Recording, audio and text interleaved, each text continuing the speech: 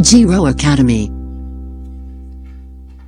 Transformer शब्द सुनते ही आपके दिमाग में सबसे पहले यही आता है कि कोई दो खंभे हैं और उसके बीच में एक बड़ा सा मशीन जो है वहां पे इंस्टॉल्ड है, जो आप हमेशा से देखते आ रहे हो।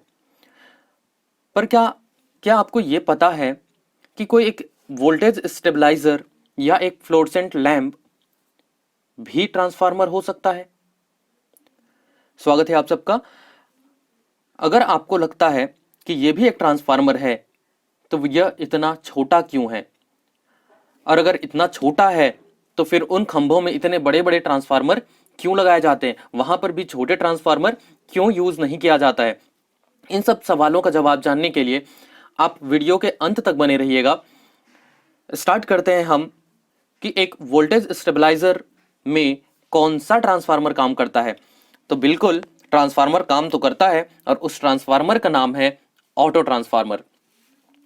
बिल्कुल, ऑटो ट्रांसफार्मर इतना छोटा क्यों होता है, इसमें क्या अलग होता है जो नॉर्मल ट्रांसफार्मर जो हम देखते हैं उससे ये हटके होता है? और हटके होने के पीछे का कारण सिर्फ ये है क्योंकि आप जानते हो कि कोई एक ट्रांसफार्मर की बात करें कि एक ट्रांसफार्मर में दो वाइंडिंग होते हैं। आप जान रहे हैं कि नॉर्मल जो ट्रांसफार्मर जो अभी तक आपने देखा उसमें होता है एक प्राइमरी वाइंडिंग और दूसरा होता है सेकेंडरी वाइंडिंग, और इनके बीच में म्यूचुअल फ्लक्स जनरेट होता है, जिसके कारण या म्यूचुअल इंडक्शन के कारण यहाँ पर वोल्टेज का स्टेप अप या फिर स्टेप डाउन किया जाता है। तो ये है हमारा ट्रांसफार्मर जो हमने अब तक पढ़ा हुआ है। तो ऑटो ट्रांसफार्मर है क्या?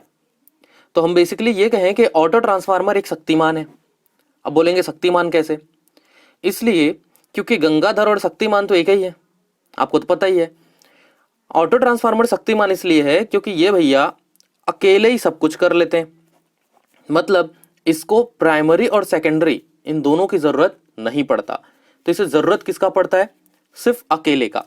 मतलब ये अपने आप में ही हीरो है, और वो इसलिए क्योंकि इसमें यदि हम केवल एक वाइंडिंग बनाते हैं, मान लीजिए हमने केवल एक वाइंडिंग बनाया, तब की कंडीशंस पे यहां से यदि हम इसको इनपुट देते हैं V1, यहां पर केवल एक प्राइमरी और एक सेकेंडरी, लेकिन यहां पर केवल एक ही वाइंडिंग। तो भाई एक ही वाइंडिंग से कैसे काम करेगा? बिल्कुल काम करेगा। एक ही वाइंडिंग से काम कराने के लिए हम इसको क्या कर सकते हैं कि ये जो वाइंडिंग है यही इसी को ही हम डिवाइड करते हैं, और ये कुछ इस तरीके से डिवाइड होगा, और यहां पे हम लगा देते हैं इसका लोड कुछ इस तरीके से। मतलब ये हुआ कि यहां पर जो सिंगल वाइंडिंग है, मान लीजिए मैं इसको नेमिंग दे दूं, यहां से यहां तक को A से B, और ये हो गया हमारा B से C। तो एक ही वाइंडिंग जो रहता है उसको ही हम प्राइमरी और सेकेंडरी की तरह यूज करते हैं।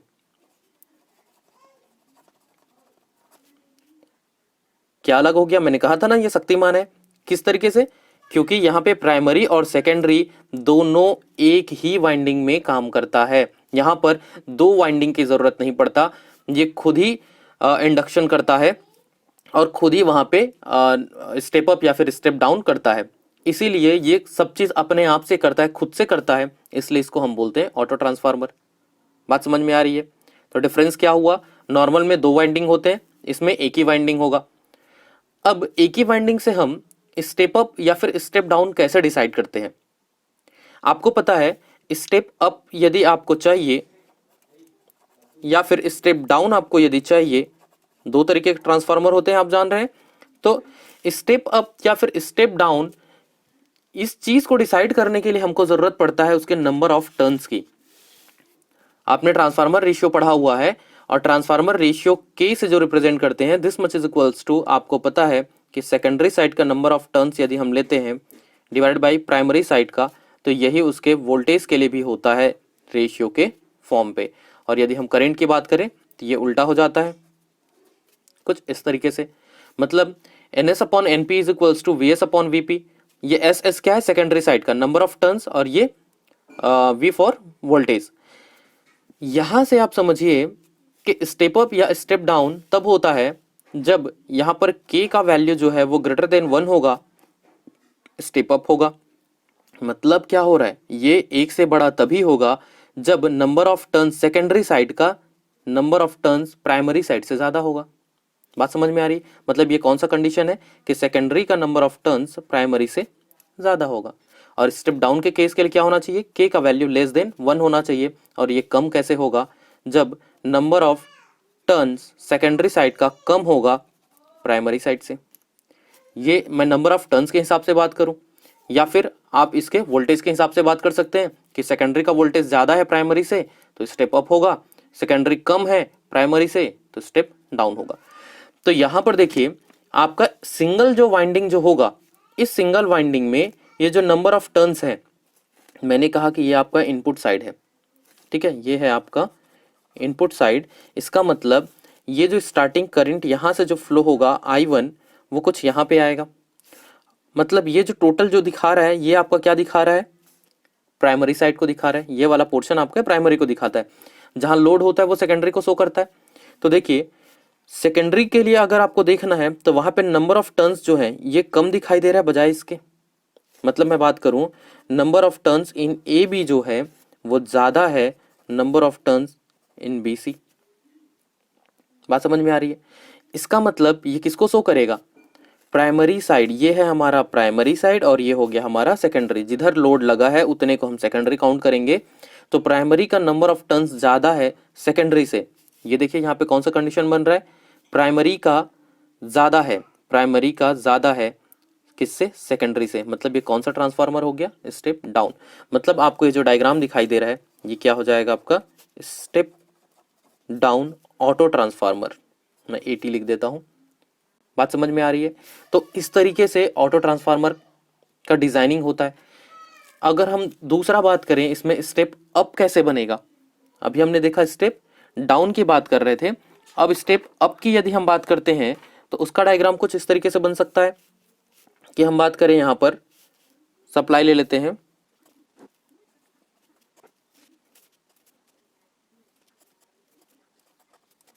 ये हो जाएगा हमारा प्राइमरी साइड और इसमें हमारा लोड कनेक्टेड हो जाएगा इस टोटल पे, तो ये हो जाएगा हमारा सेकेंडरी साइड।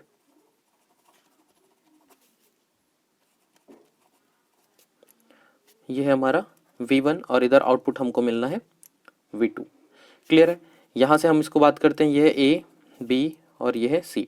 तो नंबर ऑफ टर्न्स की बात करें यहाँ पे, नंबर ऑफ टर्न्स AB जो है वो कम है number of turns in BC से। मतलब ये वाले में नंबर ऑफ टर्न्स ज्यादा है। तो ये वाला कंडीशंस क्या हो गया, नंबर ऑफ टर्न्स प्राइमरी में कम है सेकेंडरी से। इसका मतलब ये किसको शो करेगा, स्टेप अप ऑटो ट्रांसफार्मर। बात समझ में आ रही है? तो ये दो तरीके का डायग्राम बन गया इसके ऑटो ट्रांसफार्मर के। यदि स्टेप डाउन होगा तो कुछ ऐसा काम करेगा, मतलब इस तरीके से दिखेगा, स्टेप अप होगा तो ऐसा दिखेगा। अब ये हो कैसे रहा है, आप इस चीज को समझिए कि बेसिकली यहाँ पे हो क्या रहा है, एक ही वाइंडिंग है और उसी एक वाइंडिंग में हम कहाँ से कनेक्ट करते हैं लोड को, सिर्फ मैटर क्या कर जा रहा है कि हम लोड को कहाँ से कनेक्ट कर रहे हैं। ज्यादा वाइंडिंग के साथ कनेक्ट कर रहे हैं तब की कंडीशंस पे वो क्या हो जा रहा है, अगर हम उसको सेकेंडरी साइड को यदि हम ज्यादा वाइंडिंग दे रहे हैं तब के कंडीशंस पे वो स्टेप अप हो जा रहा है। बात समझ में आ रही है आपको? यहां पर देखिए अब ये काम कैसे करेगा। बेसिकली यदि मैं इस डायग्राम की बात करूं तो यहां से अगर करंट इनपुट दिया जाता है I1, ये जो करंट है ये डायरेक्ट यहां पे आएगा, ये इस डायरेक्शन पे आएगा, आपको पता है ये I1। उसके बाद ये लोड इधर कनेक्टेड है तो इधर भी करंट जाएगा। लेकिन आप इस बात को समझिए कि ये भी तो कनेक्टेड है, मतलब इधर भी कुछ करंट जाएगा। क्लियर है? मान लीजिए इस साइड में जो करंट जाता है मैं उसको बोलता हूं I2, तो इधर कितना करंट आएगा, आप समझिए सिंपली कि इस तरीके से है और इसमें से दो कनेक्शन है, यहां से जा रहा है करंट I1। तो अगर इधर पे I2 जाता है तो ऑब्वियसली इसमें भी तो कुछ ना कुछ करंट जाएगा, और ये करंट क्या हो जाएगा, I1 टोटल था तो I1 माइनस I2, जितना टोटल था उसमें से इधर जा रहा है उसको घटा देते हैं तो ये जो बचा ये वाला इधर जाएगा। ये बात समझ में आ रही है? तो उस हिसाब से देखें तो इस डायरेक्शन में कितने करंट आएंगे, I1 माइनस I2। इतना क्लियर है? अब आपको ये पता है कि ये जो ट्रांसफार्मर है ये किस पर काम करता है, इलेक्ट्रोमैग्नेटिक इंडक्शन, क्योंकि यहाँ पे दो वाइंडिंग है तो ये म्यूचुअल इलेक्ट्रोमैग्नेटिक इंडक्शन या म्यूचुअल इंडक्शन पे काम करेगा। लेकिन जब ऑटो ट्रांसफार्मर की बात करते हैं जहाँ पे सिंगल वाइंडिंग काम कर रहा होता है तो इसीलिए ये म्यूचुअल पे ना करके किस पर डिपेंड करेगा, सेल्फ इंडक्शन पर। आपको पता है, आपने वीडियो देखा हुआ है कि इंडक्शंस दो टाइप से होते हैं इलेक्ट्रोमैग्नेटिक इंडक्शंस, एक होता है आपका सेल्फ और दूसरा होता है म्यूचुअल।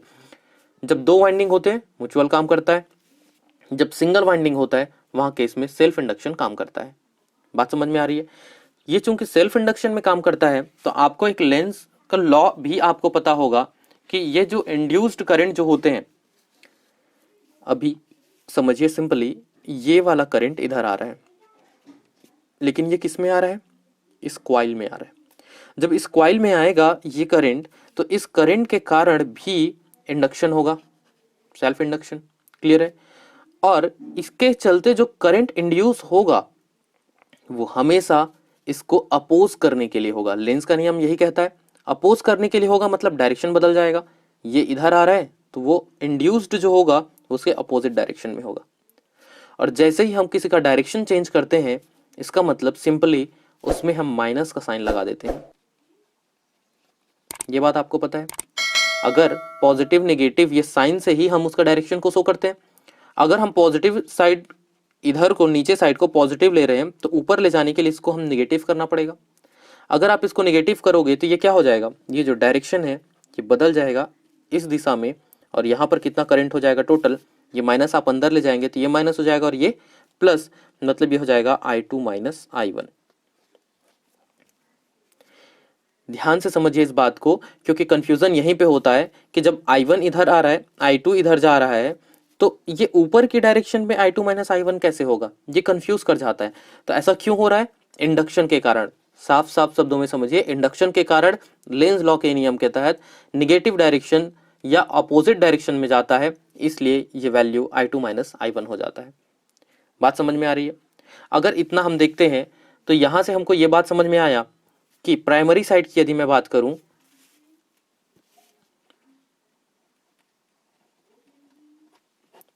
प्राइमरी और सेकेंडरी ले लेते हैं, तो देखिए इस डायग्राम के तहत प्राइमरी साइड पे हमारा वोल्टेज कितना है, V1। ऑब्वियसली सेकेंडरी साइड पे हमारा वोल्टेज आएगा V2, जो कितना होगा ये हमको कैलकुलेट करना होगा, ये वैल्यू हमको नहीं पता, ये रेटेड वैल्यू हम दे रहे हैं। क्लियर बात है? दूसरा, करंट कितना आ रहा है प्राइमरी साइड से, स्टार्टिंग से हमारा इनपुट क्या है, I1। तो सेकेंडरी, इस सेकेंडरी पे करंट कितना जा रहा है, तो आप देखिए डायरेक्शंस देखिए, इस पे कितना करंट जा रहा है, इसका डायरेक्शन आप समझिए। ये एक एरो इस तरफ पे दिखा रहा है और एक एरो इस तरफ से दिखा रहा है, मतलब ये टोटल ऐसा घूमता हुआ इस लोड से आएगा, ये टोटल करंट। बात समझ में आ रही है? टोटल करंट कौन कौन सा होगा, ये I2 माइनस I1 इधर से जा रहा है और ये I2 इस डायरेक्शन पे जा रहा है, तो यही टोटल करंट तो इधर आएगा। बात सही है? तो ये टोटल कितना हो रहा है, आप इस चीज को ऐड कर लीजिए, तो ये है आपका I2 माइनस I1 और प्लस है आपका I2। सॉरी, ये ध्यान देने वाली बात ये है, मैं इसको कंसिडर कर रहा था, एक्चुअल में I2 ही तो इधर जा रहा है। एग्जैक्टली आप क्या बोलेंगे, इधर से एक I1 करंट आ रहा है और इधर से I2 माइनस I1 करंट जा रहा है, ये दोनों मिलके किधर जा रहे हैं, इस डायरेक्शन पे। मतलब इस लोड से कौन सा करंट पास हो रहा है, I2 करंट पास हो रहा है। क्लियर है? इन दोनों को यदि आप टोटल करोगे तो I2 के बराबर आना चाहिए। हम इन दोनों को टोटल करते हैं, I2 माइनस I1, ये हो गया I2 minus I1 plus starting पे है I1, इन दोनों को सिंप्लीफाई करते हैं तो ये I1 और ये I1 कैंसिल हो जाएगा, तो ये बचेगा हमारा I2। क्लियर बात है? मतलब ये हो गया कि प्राइमरी साइड पे पोटेंशियल V1 है, करंट I1 है, सेकेंडरी साइड पे पोटेंशियल V2 जो हमको कैलकुलेट करना है, और यहाँ पे करंट कितना हो जाएगा, I2 हो जाएगा। वो भी एग्जैक्ट वैल्यू कितना होगा ये हम ट्रांसफार्मर रेशियो से कैलकुलेट करेंगे। ये V2 जो होगा वो कैलकुलेट करने के लिए आपको पता है ट्रांसफार्मर रेशियो की जरूरत पड़ता है। ये फॉर्मूला आपका ऊपर दिखाई दे रहा है, ट्रांसफार्मर रेशियो ये जो होता है ये इसके इक्वल है। आपको पता है नंबर ऑफ टर्न्स, आपके पास ये जो ट्रांसफार्मर है, या हम ऊपर वाले ट्रांसफार्मर की बात करें तो इसमें ये नंबर ऑफ टर्न्स तो हमें पता है प्राइमरी और सेकेंडरी पे कितना है। तो अगर ये पता है तो हम यहाँ से ये कैलकुलेट करेंगे किस इस तरीके से, मतलब मैं ये बात करूँ ये NAB और NBC ये मुझे पता है, क्लियर है। तो यहाँ से अगर मुझे निकालना होगा, ये प्राइमरी के लिए है, तो ट्रांसफार्मर रेशियो यदि मैं लगाऊं तो NBC सेकेंडरी का डिवाइडेड बाई NAB ये हो गया प्राइमरी का, विच इज इक्वल्स टू हमको मिलता है सेकेंडरी साइड का पोटेंशियल या voltage divided by primary side का। क्लियर बात है। तो सेकेंडरी का यदि मुझे निकालना है VS इज इक्वल्स टू, तो ये हो जाएगा मेरा NBC divided by NAB into VP। ये प्राइमरी वोल्टेज है, इनपुट वोल्टेज है जो हम सप्लाई कर रहे हैं, ये हमें पता होता है। नंबर ऑफ टर्न्स सेकेंडरी और प्राइमरी के लिए हमको पता है, तो इस फॉर्मूले के तहत हम आसानी से वोल्टेज सेकेंडरी साइड या फिर हमको आउटपुट वोल्टेज क्या मिलेगा वो हम कैलकुलेट कर सकते हैं। तो ये प्रोसेस होता है ऑटो ट्रांसफार्मर पे उसका वोल्टेज फाइंड करने का या करंट फाइंड करने का। आप करंट भी इसी तरीके से ये जो आपका ट्रांसफार्मर रेशियो ये दिखाई दे रहा है, अभी हमने इन दोनों को इक्वेट किया, आप इन दोनों को इक्वेट कर लीजिए, आपका करंट भी पता चल जाएगा।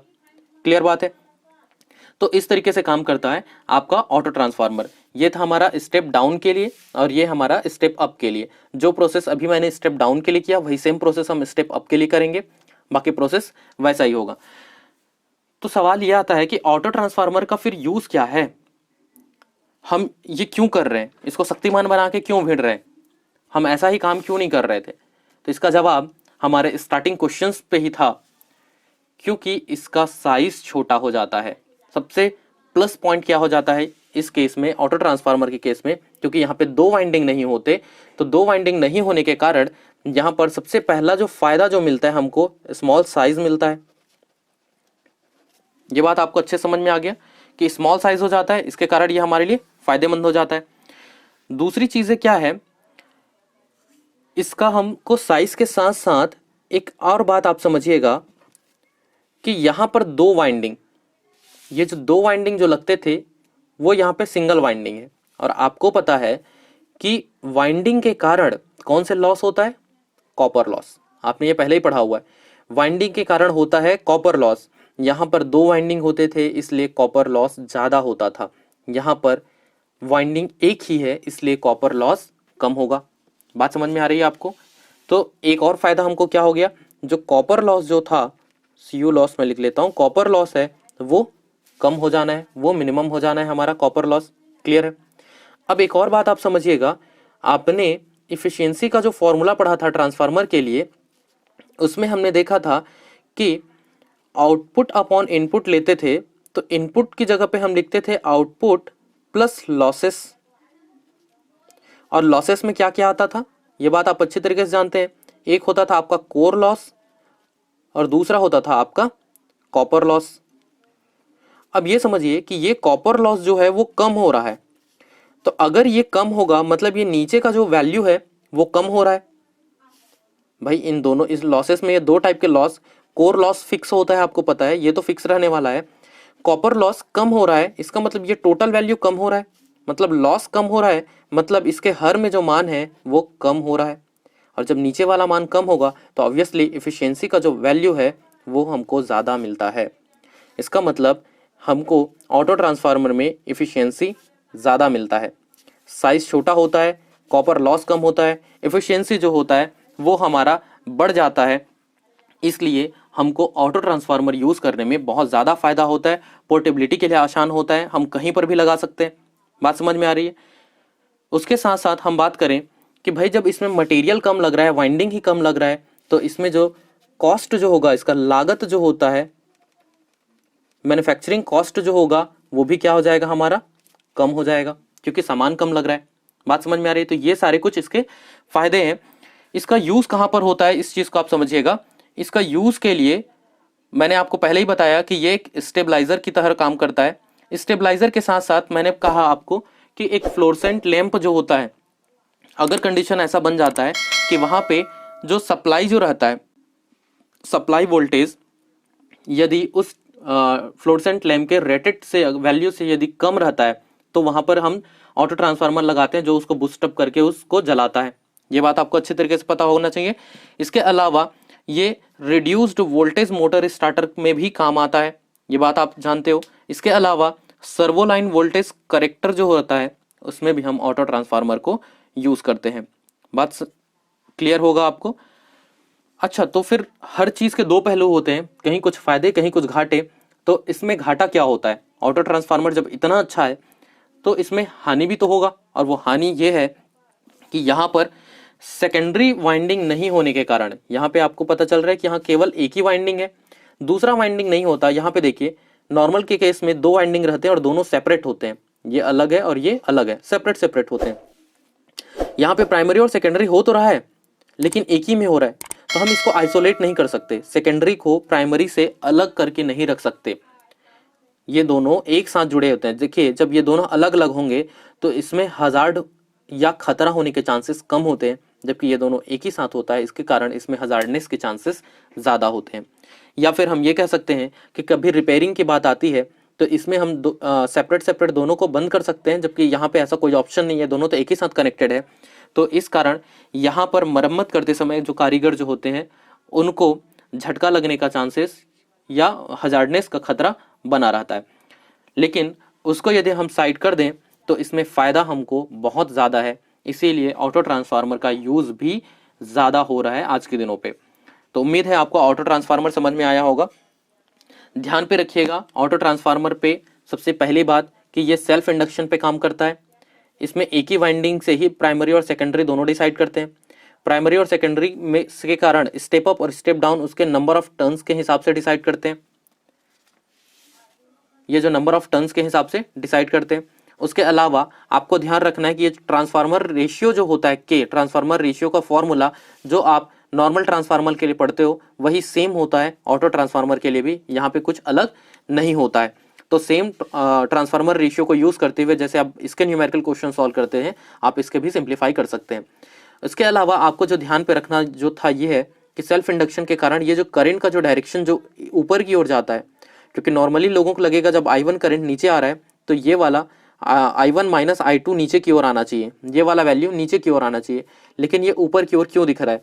ये सेल्फ इंडक्शन के कारण होता है, लेंज लॉ के नियम के तहत होता है कि ये इंड्यूस्ड करंट होता है, इसलिए ये ऊपर की ओर जा रहा होता है। तो इस बात को आपको ध्यान पे रखना है। बाकी इसके फायदे में भी खास करके कि इसकी एफिशिएंसी में बढ़ोतरी क्यों होता है, तो बढ़ोतरी इसलिए होता है क्योंकि यहाँ पे कॉपर लॉस कम होता है। तो ये कुछ बेसिक से चीज़ें हैं। ऑटो ट्रांसफार्मर बहुत वाइड है और भी पढ़ने के लिए, लेकिन आपके सिलेबस के हिसाब से ऑटो ट्रांसफार्मर में आपको इतनी चीज़ों की जानकारी होना जरूरी है। कुछ भी परेशानी हो, कुछ भी चीज़ समझ में ना आया हो तो कमेंट बॉक्स खुला हुआ है आपके लिए, या फिर टेलीग्राम का लिंक आपको डिस्क्रिप्शन में मिल जाता है। आपके पास FB का पेज है जीरो एकेडमी का, जिसमें आप मुझसे कांटेक्ट कर सकते हैं, या फिर आप हमारे ब्लॉगर में कांटेक्ट कर सकते हैं। हर चीज़ का लिंक आपको डिस्क्रिप्शन पे मिल जाएगा। सो अभी के लिए बस इतना ही। Stay safe, keep learning. Thank you.